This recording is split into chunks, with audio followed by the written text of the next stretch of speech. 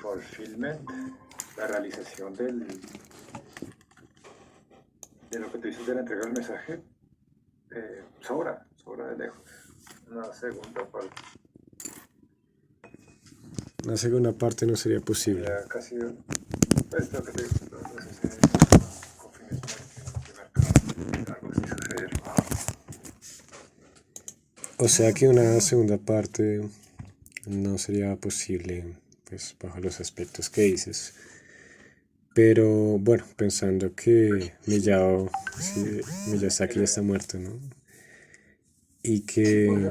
sí podría ser posible, ujú, quizás una forma de reforzar el mensaje, teniendo en cuenta los eventos el desarrollo de los eventos en la geopolítica incluso. Pero realmente la película ya de por sí da todo el mensaje, creo. O sea, sería como una forma de reforzar el mensaje, refrescar el mensaje. claro, Pero no es que lo necesite la película como para que la obra se complete. Es lo que quiero decir, la obra está completa, el mensaje está completo. bueno, pero te pongo este escenario. ¿Qué tal, por ejemplo, en el escenario de los Warren, ¿no? De la película del Conjuro y eso, pues ellos ya murieron, ¿no? Y ellos dejaron sus derechos y sacan películas sobre su obra póstuma, ¿no?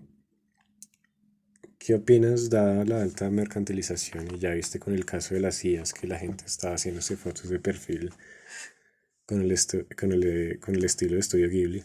Entonces, como no crees posible que pues a alguien se le ocurrirá, ¿no? Y con las herramientas de IA eh, podrá ser posible. Obviamente no la misma esencia, si nos vamos a ser puristas, pero no dudo que alguien lo haga, realmente, sí. Sí, lo dices como una cuestión de una adaptación, como la serie de televisión Los Anillos del Poder, que es una extensión de la tercera o cuarta generación de personas que han nacido después de la época en la cual vivió Tolkien. Por la mercantilización, sí, quizás por reforzar algunos o superar algunos mensajes problemáticos en la obra de Tolkien específicamente. En la obra de la princesa Mononoke, pues precisamente quería escuchar voces de las compañeras del foro porque evidentemente la percepción de la figura femenina es uno de los fuertes de la película y no obstante pues la percepción que tengo yo como hombre puede verse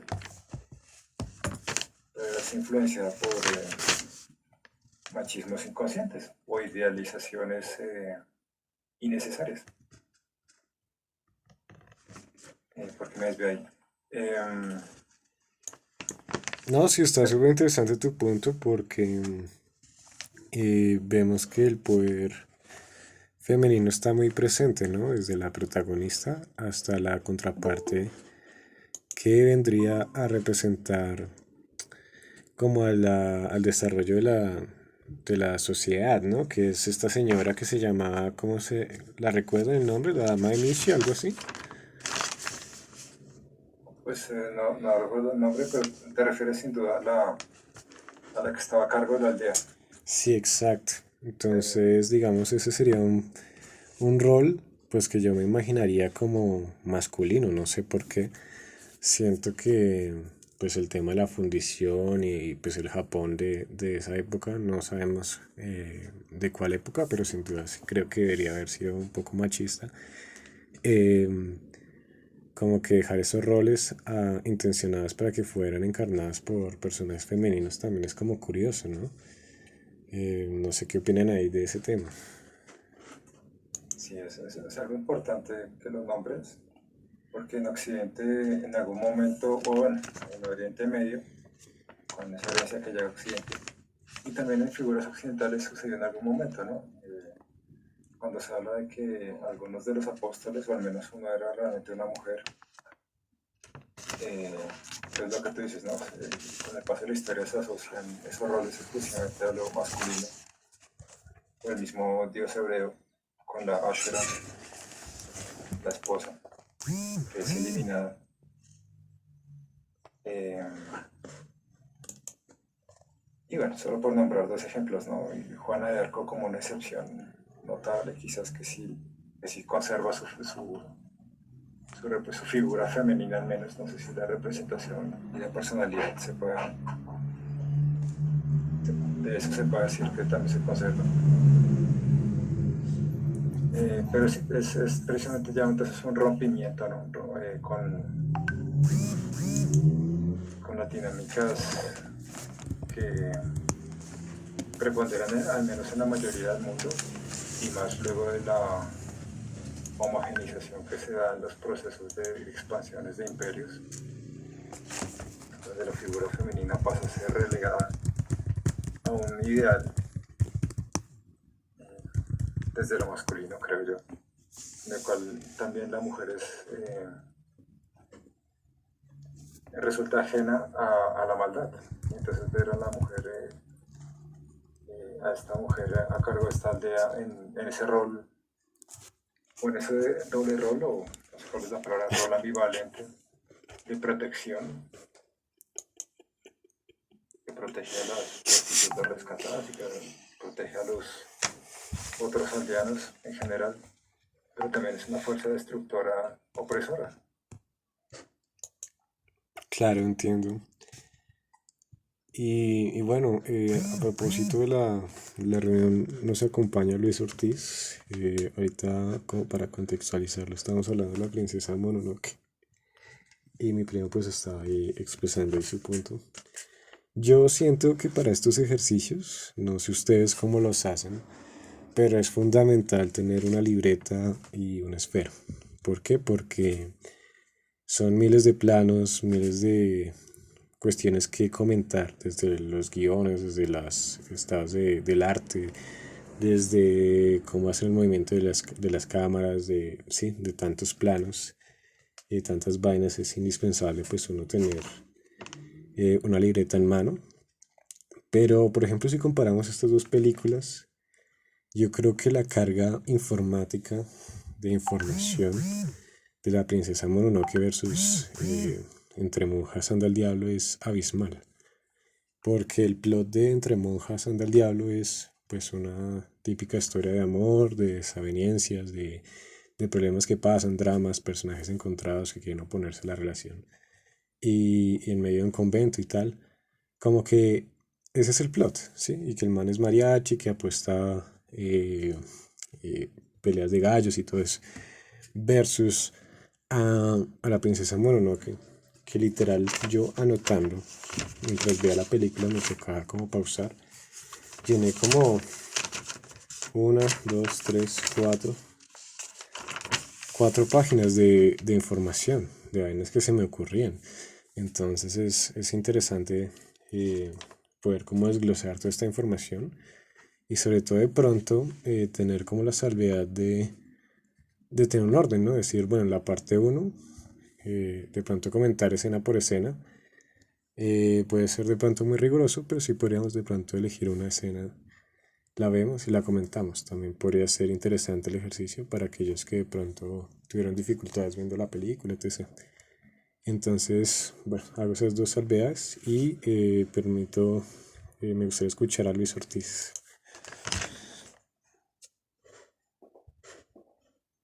Hola, buenas noches. Gracias. La Princesa Mononoke es una película que no he visto, realmente he visto por pedacitos, muy poquito. Es Ghibli, ¿no? Entonces esa calidad gráfica de Ghibli es impresionante en todo en su animación, en la parte gráfica, en cómo representa los paisajes, es muy bonito. Y además que está hecho todo artesanalmente, es es muy agradable, pero como digo, no la he visto. Eh, de Miyazaki solamente he visto Chihiro y Totoro. Esta no la he visto, se ve interesante, pero no alcancé a verla, no alcancé a verla. Creo que ver dos películas es es pesado. Tal vez si fuera una sola por cada 15 o cada semana, estaría bien. Afortunadamente, porque tenía el link, pude ver la del Diablo entre las monjas. Me pareció interesante, una historia, pues como decía Ricardo, básica, una historia de amor, digamos que cotidiana y que sí representa nuestra realidad latinoamericana y la ponen muy, muy mexicana, sí, con su tema de los charros y tal. Pero pues sí es como se encuentra uno cosas muy similares a esa historia, como lo que uno ha vivido o lo que le cuentan los papás o los tíos o los abuelos, que fueron los romances, eh, que incluso, de hecho, ahí la monja le dice a Vicente que con cuánto cuenta para casarse con fulana de tal. Entonces uno escucha esa historia de que mi papá o mi abuelo dio unas vacas a cambio de casarse con la persona y demás, y digamos que era muy cotidiano. Y este contexto del orfanato y los niños y la chica que tiene la intención de o la duda de volverse religiosa o no, es muy, también muy, muy apegado a ciertos parámetros culturales de la época en la que se produjo el cine. A nivel de la película, a nivel de producción, pues se nota un manejo de cámara algo rústico, se nota un poco como, me parece que tiene como demasiado zoom en algunos puntos como que busca, no se encuadra, sino que se mueve de un lado al otro, tenía mucha dificultad técnica al parecer, y hay unos cortes que se ven un poco, pues se ven un poco raros. Sin embargo, pues tiene una narrativa lineal y pues la historia de un tipo que anda de aquí para allá, el sueño de muchas mujeres, ¿no? Con carácter eh, masculino, anda de aquí para allá, sin un rumbo fijo y arriesgado, arriesgado apostándolo todo lo obtiene por medio de las apuestas. Entonces, pues la manera en la que se conocen es muy agradable, como que muestra todo eso de, de, de cómo conquistar a la chica y todas esas cosas, me parece muy, muy interesante. Digamos que si la historia se desarrolla un poco lento, eh, que puede ser predecible, digamos que la primera apuesta de que si gana o pierde y el tipo pierde, pero la segunda gana o pierde y gana, era algo que uno se esperaba, ¿no? Para un final feliz. Y al parecer toda la historia como que es un poco predecible, pero está bien, porque es clara y, y eso me parece agradable. Eh, eh, Pienso que las canciones como estilo musical de Disney no me agradan porque digamos que son partes de la película que no aportan a la historia, artísticamente es bonito, ¿sí?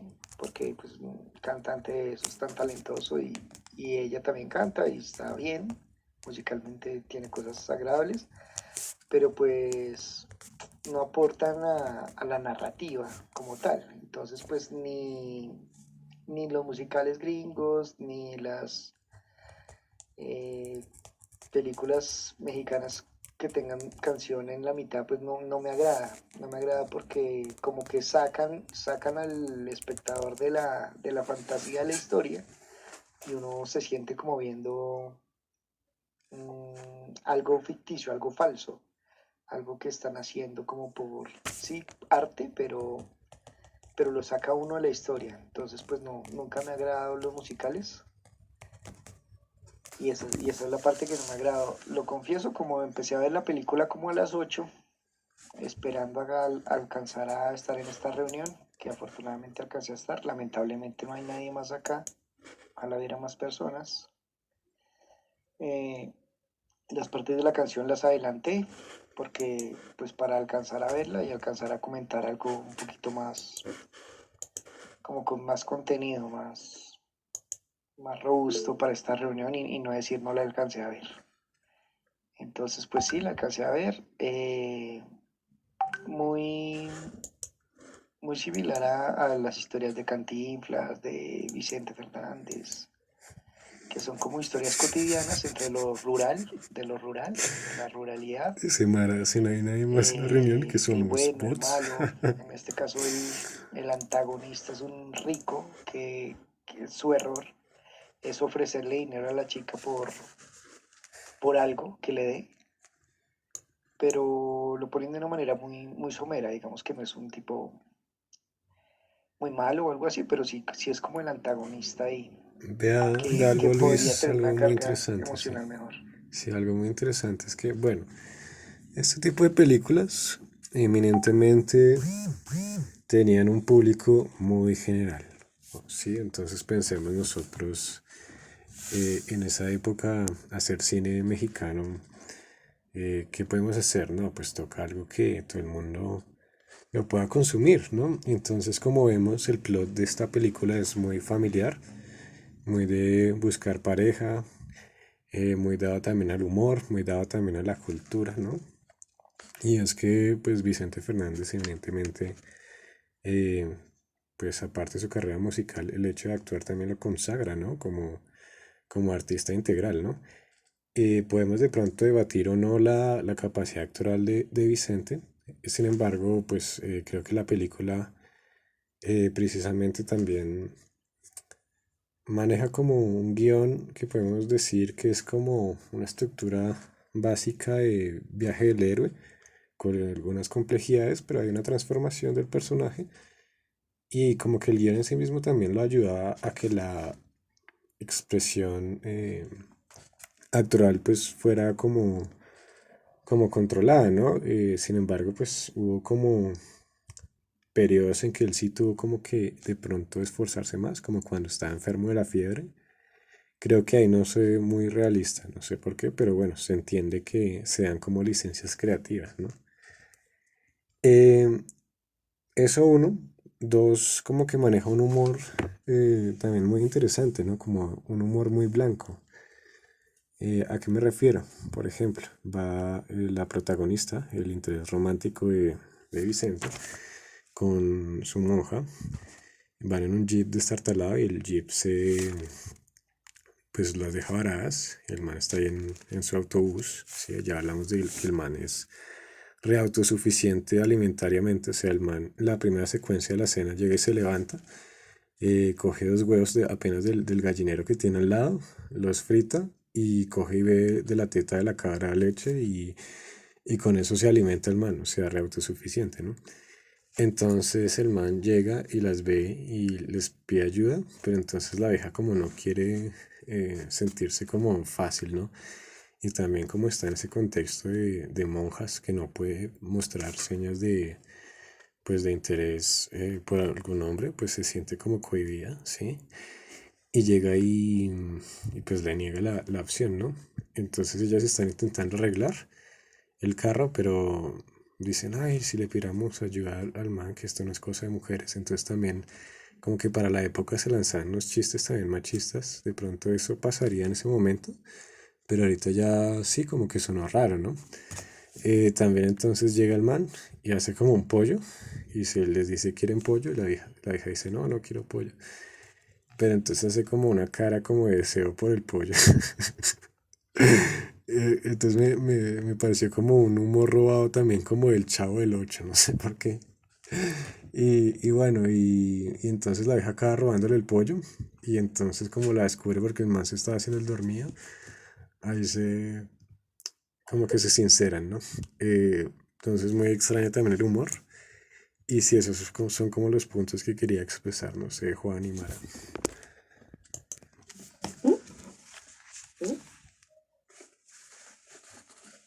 Oh,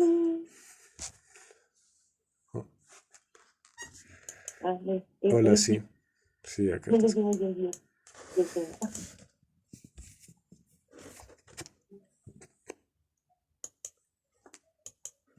Aquí tengo los audífonos puestos, porque no escucho con la vecina.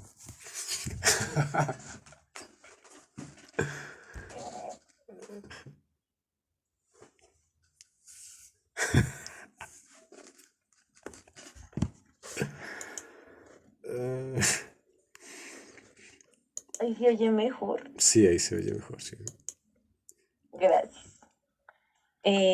Bueno, realmente la entre monjas salga el diablo, pues a mí no me mata mucho el humor picante, por decirlo así, que es el tipo de humor que maneja el cine mexicano de ese entonces, digamos, es la época donde, pues, bueno, Vicente Fernández estaba como proyectándose como actor, pero adicionalmente también habían otras películas, similares a las historias de la India María, pues como en secuela al cine de oro, pues, de su momento del cine mexicano.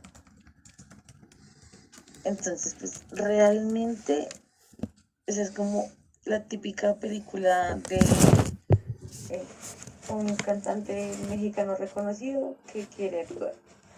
Entonces, pues como que es trascendental, con un mensaje profundo, pues más como ese tema del romanticismo latino que nos caracteriza, sobre todo la forma en cómo conquistaban en ese entonces los mexicanos a las mujeres.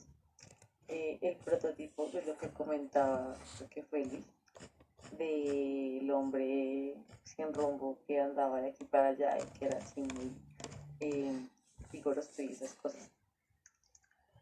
Que pues hoy en día eso ya es no igual, pero sí hay como matices que se encuentran en ciertos patrones. Pero principalmente no es como que tenga un mensaje muy trascendental en ese aspecto. No sé, esa es mi opinión. Ya por otro lado, pues, digamos, con la princesa Mononoke, es una película que realmente pues, muestra mucho de cómo perciben los japoneses su relación, o bueno, como yo creo que más bien Hayao quería como transmitir como su pensamiento acerca de esa dualidad que existe entre la humanidad y la naturaleza, donde pues no hay coexistencia entre las dos, porque el humano siempre es a buscar estar por encima de la naturaleza. Entonces, o pues como esa lucha entre pues la urbanización y la naturaleza y todo eso también como ellos perciben como la cultura japonesa, pues no sé si actualmente siga pasando, pero pues se centra mucho en el respeto hacia lo natural, hacia los dioses, lo mismo pues con los pequeños espíritus del bosque, con el dios del bosque que es el ciervo, que pues es ese paso, ese guía a través del ciclo natural de la vida. Mm,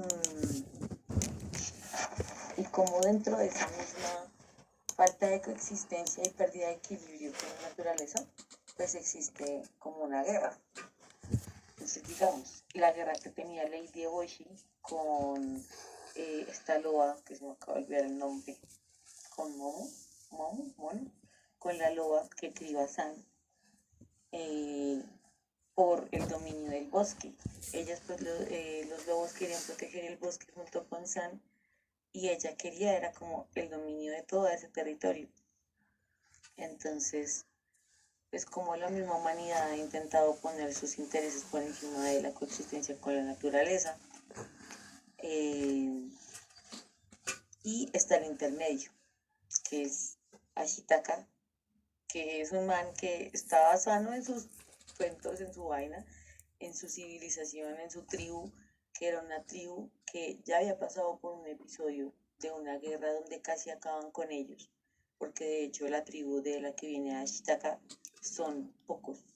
Entonces también es como esa segregación, ese desplazamiento que hay de ciertas comunidades a raíz de esa falta de coexistencia, en donde necesitan expandir su territorio para tener más dominio, porque pues en esa época, así como en la era de pues, siglo XVI, creo, en Europa en su momento conocido el feudalismo. Entonces, entre más tierras tienes, eres más poderoso. Pero pues realmente, ¿qué viene con eso? Desplazar personas, desplazar de pronto grupos que ya estaban ahí pues, acentuados en esa zona. ¿Qué es lo que pasa con la comunidad, pues con la tribu, la eh, familia, bueno, etcétera, de la que viene Ashitaka? Entonces, el man está ahí en la mitad de esa guerra entre Lady Eboshi y los lobos y los espíritus del bosque que están ahí como a nosotros déjenos sanos. Entonces, él tiene que llegar a un punto medio entre, bueno, ni usted puede pasar de acá, ni ustedes pueden pasar de acá. Hay que coexistir mutuamente. Entonces, básicamente, como en la vida también no hay una solución exacta a problemas de ese tipo, a problemas donde los intereses de unos chocan con los intereses de otros. Es muy difícil llegar a un acuerdo exacto donde alguien no ceda. Siempre hay un punto en el que alguien tiene que ceder, sea un lado, sea el otro o ambos. Entonces, se necesita un equilibrio. Entonces, yo tengo que entender que esta gente necesita este territorio y necesita estos recursos para poder abastecerse. Pero esa gente también tiene que entender que no puede venir a quitarnos todos los recursos de acá porque esto es vital para nosotros. ¿Qué es lo que ocurre cuando pues hacen todo el tema de que matan al dios siervo y le quitan la cabeza y todo lo que pasa a raíz de haber matado al dios siervo y quitarle su cabeza? Que básicamente es como si se desatara una maldición, porque pues realmente lo que pasa es que le quitan el espíritu del bosque al bosque.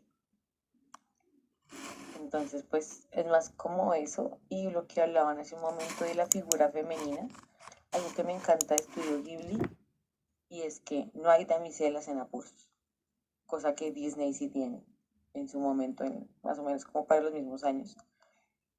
Porque las mujeres que muestran en Estudio Ghibli son viejas que son empoderadas, que son poderosas, que listo, están con el héroe o con el protagonista masculino, pero son un igual.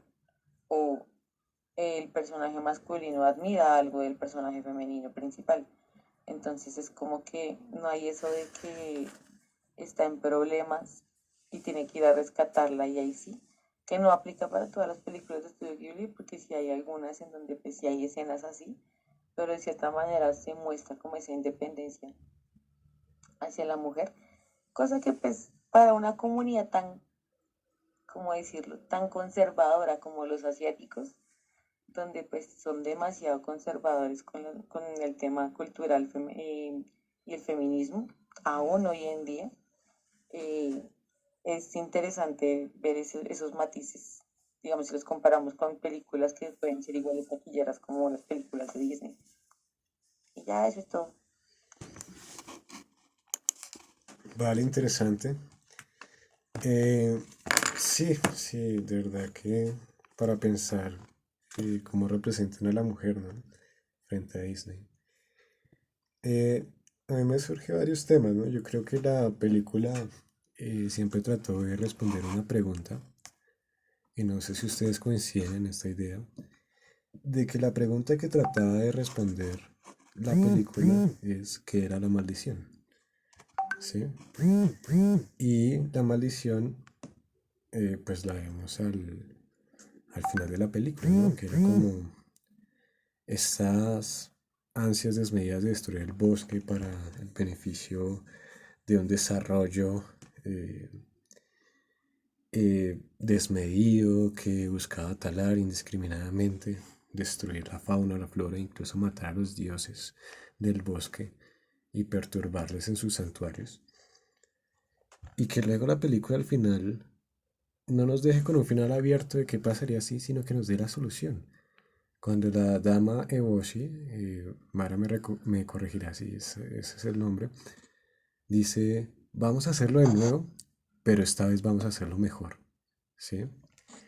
Y nos da como la clave de que el medio ambiente y el desarrollo humano pueden coexistir y pueden vivir en un espacio y retroalimentarse, que fue cuando volvió a crecer el bosque y a pesar de que el dios ciervo ya no estaba, ellos decían que estaba vivo de otra manera, ¿no? Otra cosa súper interesante que me pareció que dijeron como al menos dos, tres veces en la película, ustedes de pronto podrán identificar más. Y es que luego de que le pone la maldición al príncipe Ashitaka, los sabios le dicen si estás dispuesto a mirar con ojos despejados. Y Mara también me decía esa frase, ¿no? Luego lo dijeron creo que cuando se encontró al viejito que después fue el villano. Y luego más adelante, entonces le decían, si estás dispuesto a ver con ojos despejados, podrás encontrar el camino, ¿sí? La realización. Y yo creo que el personaje, a pesar de ser tan joven, porque no sé cuántos años tendría, y se veía bastante joven, él veía la vida de otra manera. Si ven, él tenía como un criterio y una especie como de magnanimidad.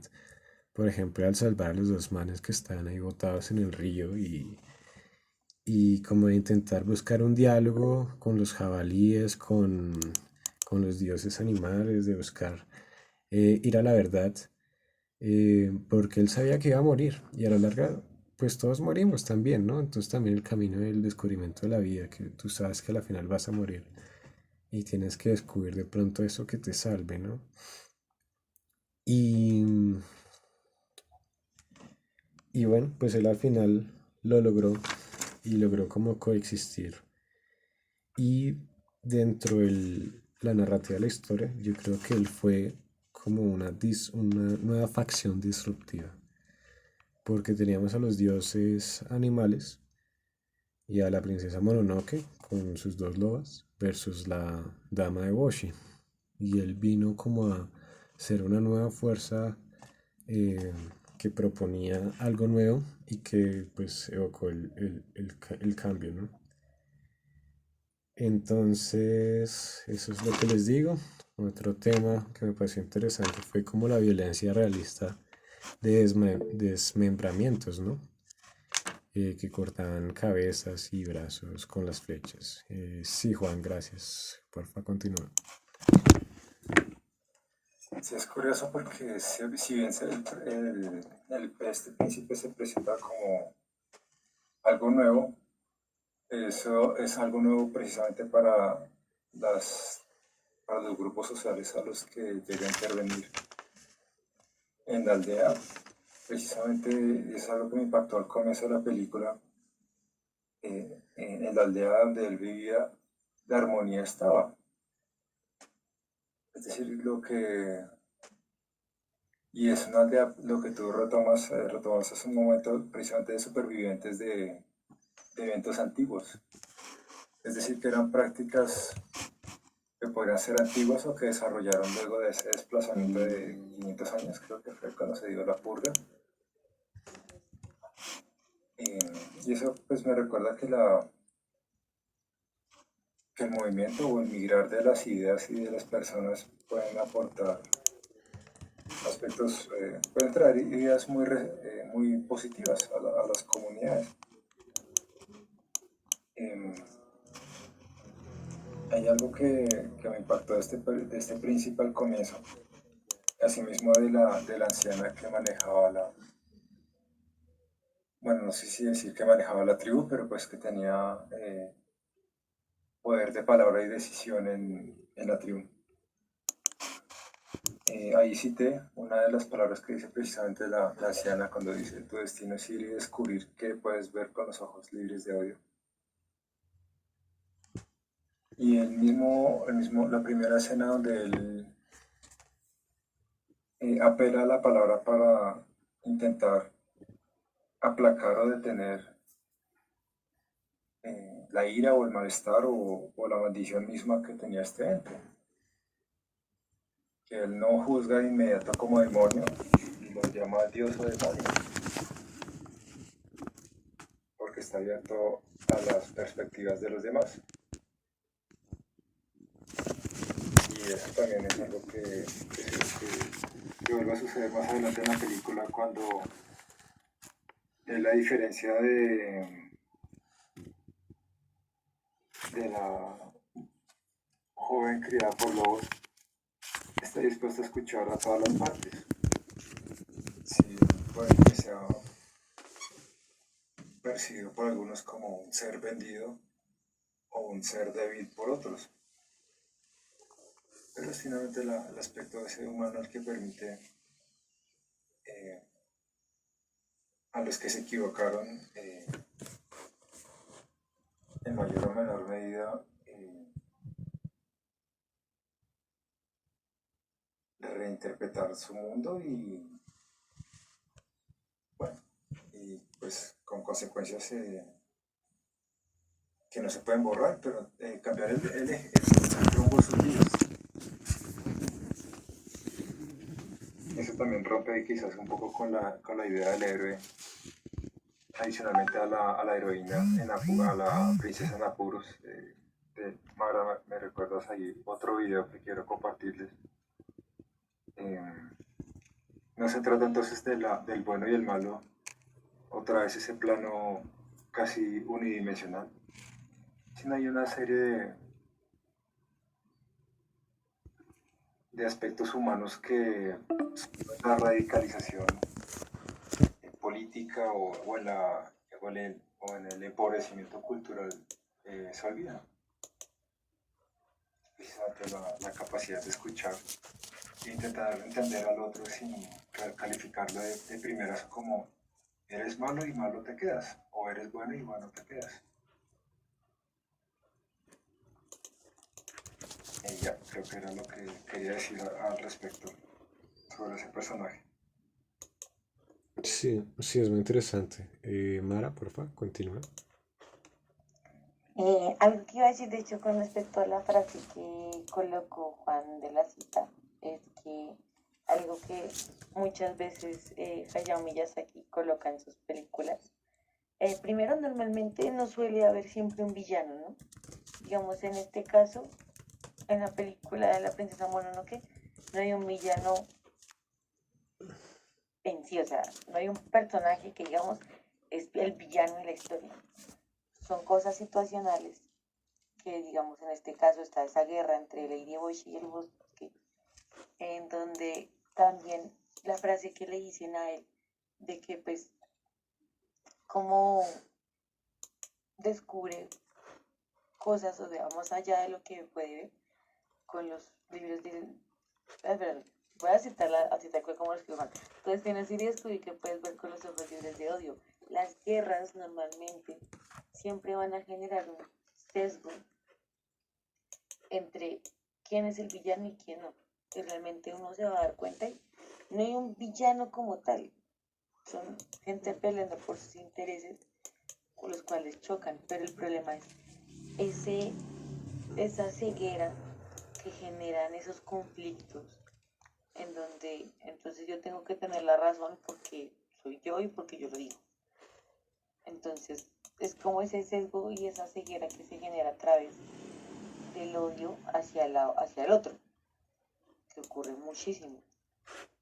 Entonces ahí muestran como este man es como el intermedio entre, puede ver a través de personas que se calificarían como malos, porque de todas maneras la gente que rescató en el río eran de pues, servidores de Lady Bosch, o pues seguían las ideas de Lady Bosch, pero también ayudó a esta,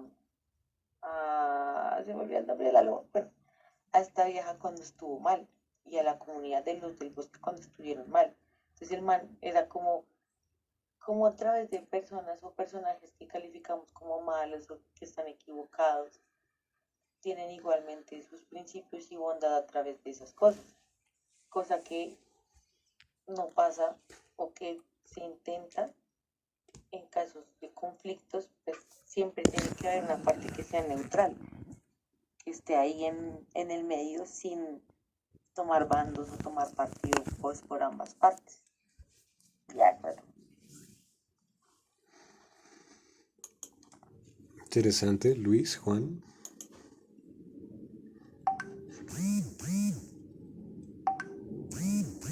Sí, precisamente esa parte del que tema amplio sobre que no hay malo que es malo y malo se queda, bueno, volviendo a retomarlo con mis palabras, o un bueno que es bueno y bueno se queda. Hay algo ahí presente en la parte final que me impactó mucho y me ha hecho pensar. Eh, y es cuando al final la princesa Mononoke decide irse porque no es capaz de perdonar totalmente a los humanos. Pero entonces es como esas situaciones de vida donde uno puede perdonar al perpetrador, pero el dolor sigue y ese perdón no se traduce entonces en un olvido o en borrón y cuenta nueva, como aquí en Colombia se nos intentó vender en algunos de los procesos de paz, o a desmovilizaciones o negociaciones políticas. Esta película en ese aspecto, si se analiza, realmente deja un mensaje de vida muy profundo,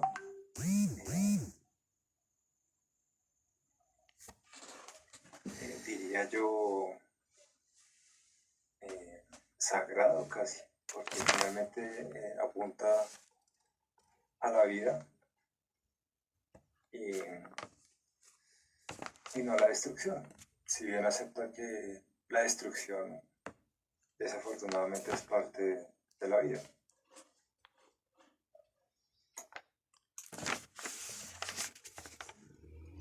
Sí, muy interesante. Y bueno, complementando, pues creo que respondiendo a la pregunta, la maldición es el odio, ¿no? La maldición del odio. Porque podemos identificar de pronto gente que odiamos porque nos lo han impuesto o gente que genuinamente nos ha hecho daño y le tenemos algún grave odio.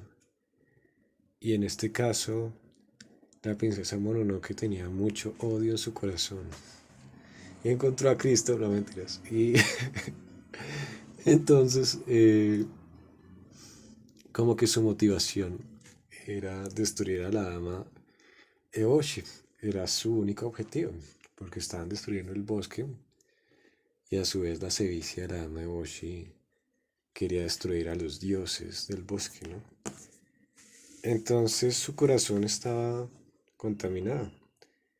Y entonces el príncipe Ashitaka, ahí donde lo ven con su carácter tan noble, también tenía la maldición, porque este Tatarigami se la había transmitido. Entonces nos queda como la pregunta, ¿no? ¿Cómo fue que se contaminó? ¿O qué significaba en ese momento como ese odio? Y en ese momento podemos decir que en el viaje del héroe que tuvo el príncipe Ashitaka,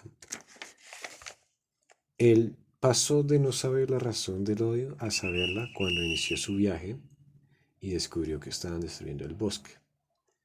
Entonces, esa reacción que es cíclica, ¿sí? Que es un círculo, produjo que este Tatarigami fuera contaminado de su odio y que le transmitiera esta reacción a él al punto de emprender un camino porque su vida estaba en riesgo. Entonces esto me sugiere una frase muy interesante que viene de la administración de empresas, que es lo que pasa en el segmento, cualquier acción del segmento afecta a la totalidad. Entonces es importante que nosotros vivamos en un ecosistema, un biosistema, un sociosistema, y que estas reacciones de los sistemas con sus odios engendran destrucción, engendran miles de muertes en la película. Y solo cuando hubo alguien que pudo mirar sin el odio fue que fue posible el cambio, ¿no? Entonces ahí vemos al príncipe también como profeta, ¿sí?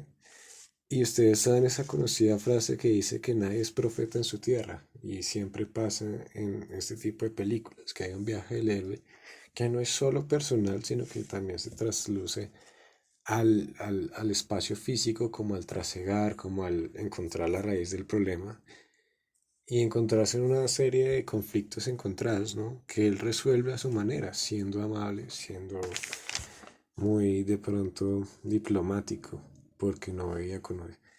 Entonces, esa es como la cuestión que quería representar. Como vemos en la escena final, los cuerpos de los dos se manchan para luego pasar a limpiarse. El dios siervo le ha quitado el hoyo al príncipe Ashitaka. Y dejo ahí una pregunta que creo que literal hizo, que decía, ¿podemos buscar la manera de convivir? Y ahí cierro.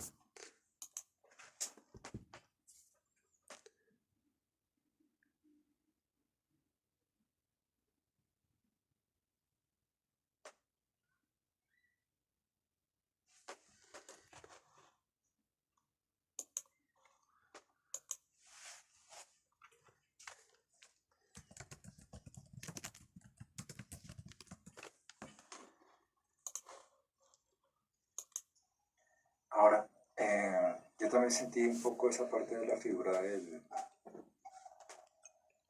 profeta. No creo que el director y su equipo lo haya decidido así. Yo creo que más bien parte precisamente de esa interpretación que le damos a Occidente, donde eh, de alguna forma siempre estamos a la espera de un Salvador. Eh, Somos las damiselas de toda la sociedad, es una especie de damisela en la cual hay muchas situaciones. Yo creo que lo hace para representar de alguna forma eh,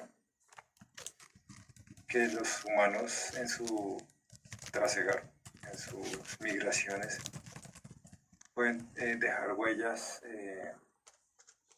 grandes en otras sociedades, sin apelar al poder o ese sentido de grandeza y de perpetuidad en la historia a través de tallas en roca o fundidos de bronce o monumentos gigantescos. Yo creo que muchas personas se identifican con este personaje precisamente por lo humano, antes que lo del profeta como algo de lo divino y inalcanzable e irrepetible.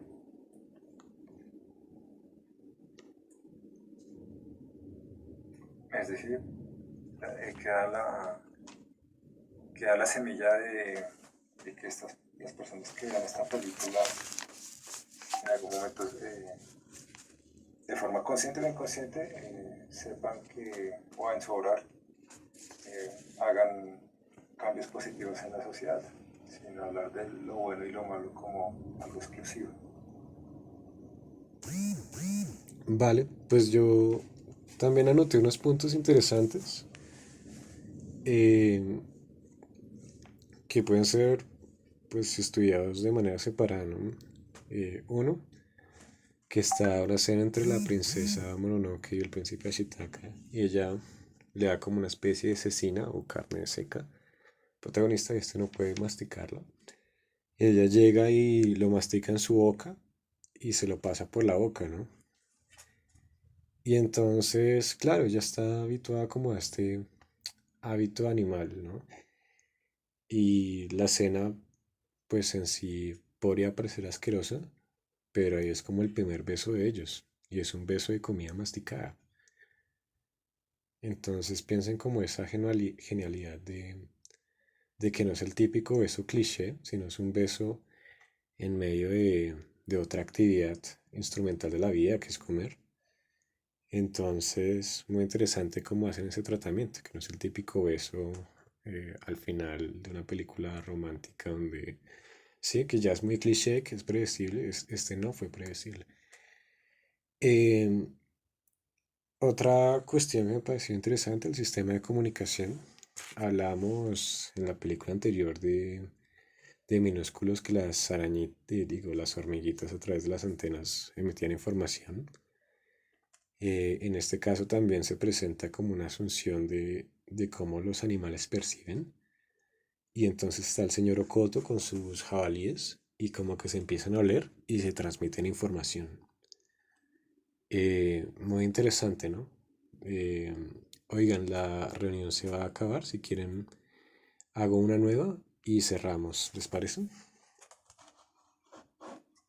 Vale, por mí sí. Bueno,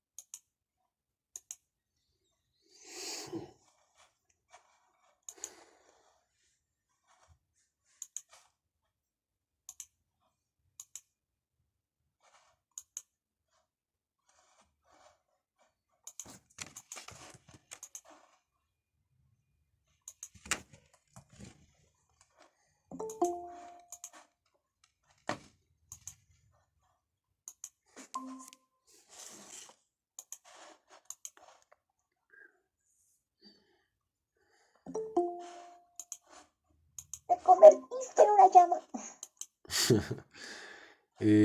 Esperamos a Luis Ortiz.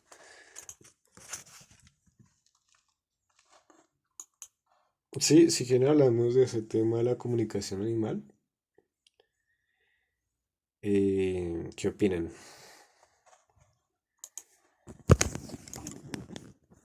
Sí, pues es otra cuestión donde quizás sea chocante para algunas personas, pero tengo entendido que en las culturas, o en Japón, es el animismo, donde los elementos tienen no solo los humanos, sino animales y los distintos elementos que conforman el paisaje tienen eh, un espíritu y, si entiendo bien, ergo una individualidad.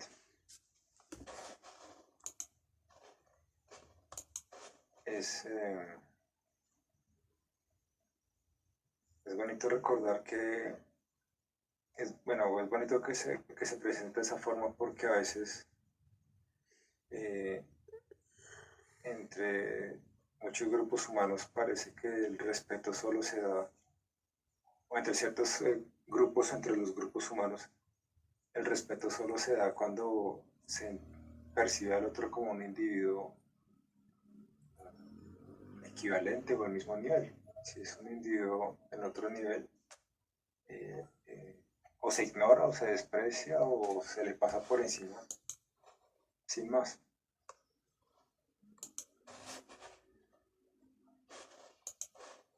Eso es lo que quería decir en cuanto a la presentación de los animales y del espíritu del bosque en general. Mara.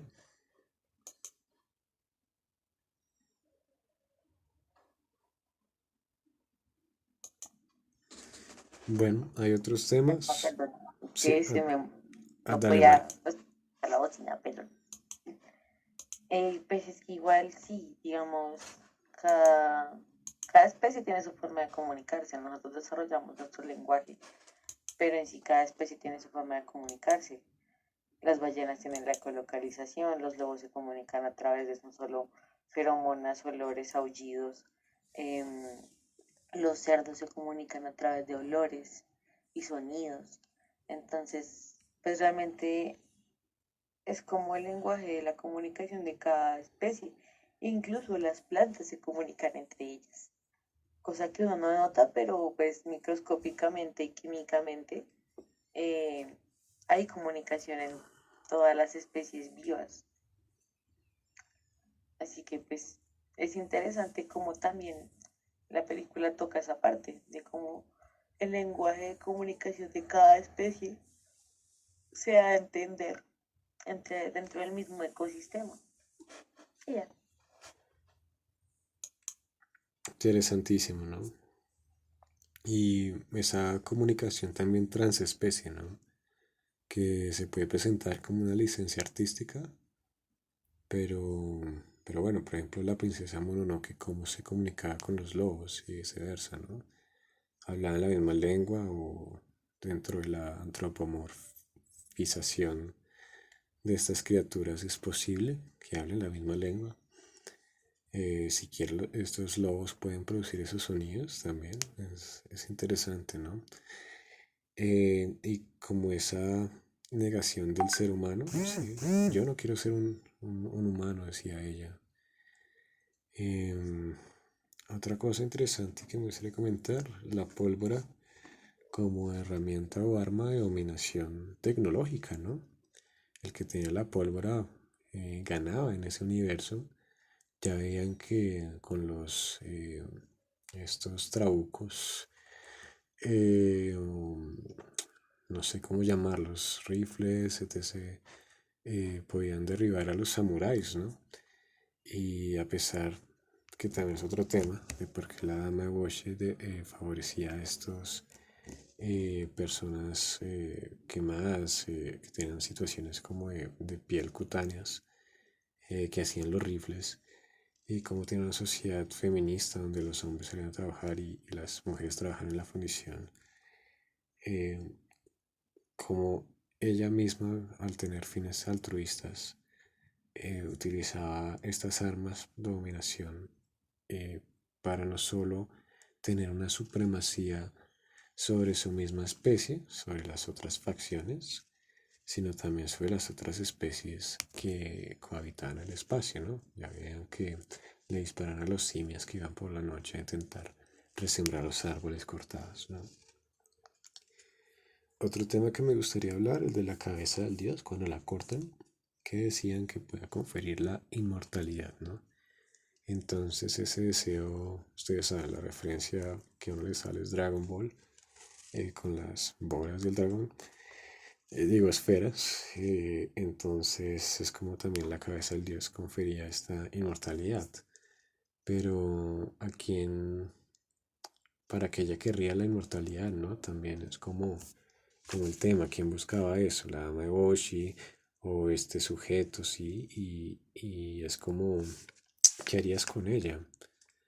Sí, también como ese afán desmedido por ser, eh, pero bajo qué propósito y de inmortalizarse, ¿no?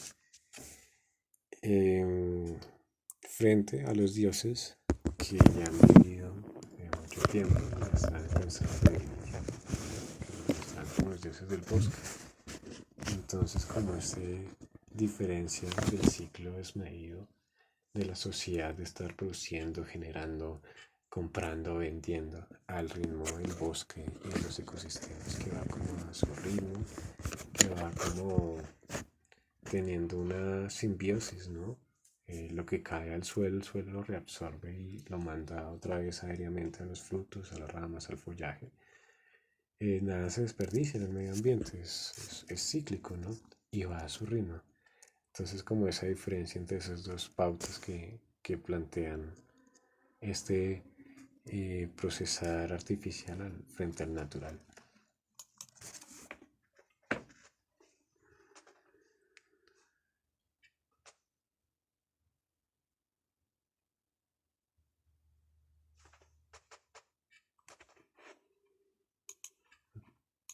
Bueno, ¿creen que damos por terminado?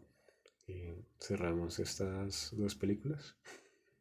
Yo quería hacerles una pregunta, Ujú. si sería tiempo para ella. Eh, ¿Cómo interpretaron ustedes? Digamos que eso fue una parte muy conflictiva para mí. Eh,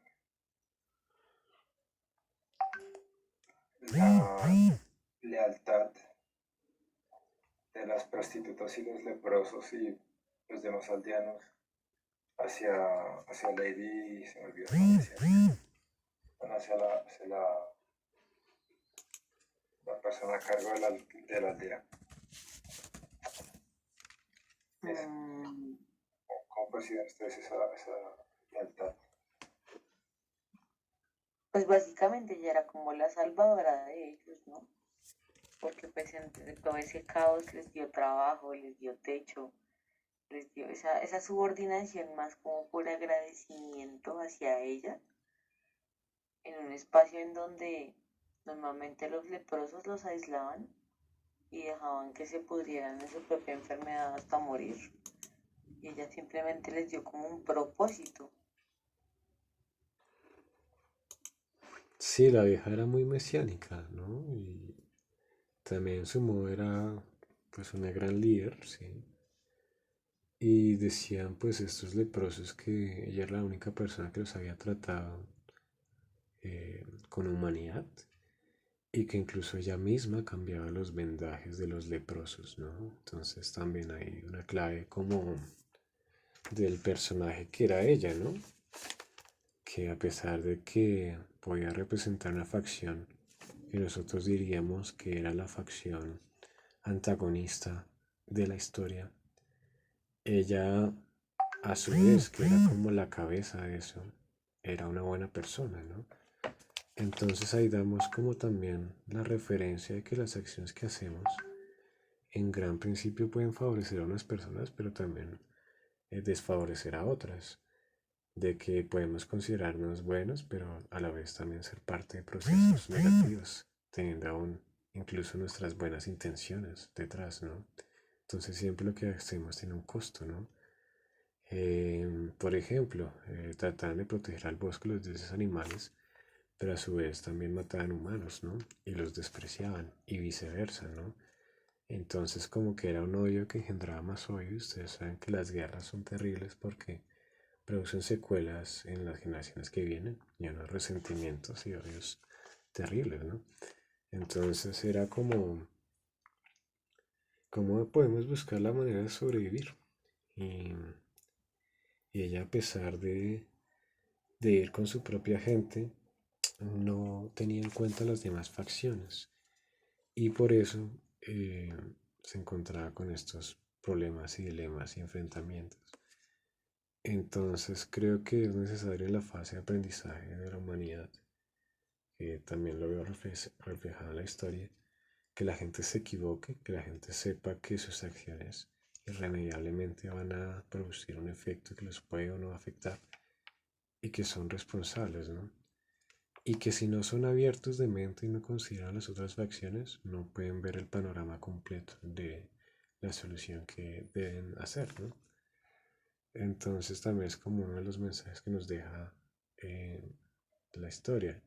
Y nosotros veíamos y todos tenían como un fuerte propósito, eran personajes bien construidos, que tenían como su profundidad, ¿no? Cada uno.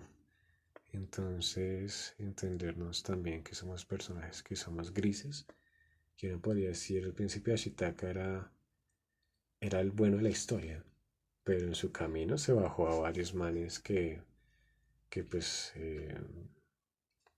estaban ahí en su cuento también, en su universo, ¿no? Cuando los decapitó con la flecha, o les cortó los brazos o eso. Entonces también vemos que la moralidad es variable en cada uno de los personajes y que realmente eh, todos eran buenos y todos eran malos.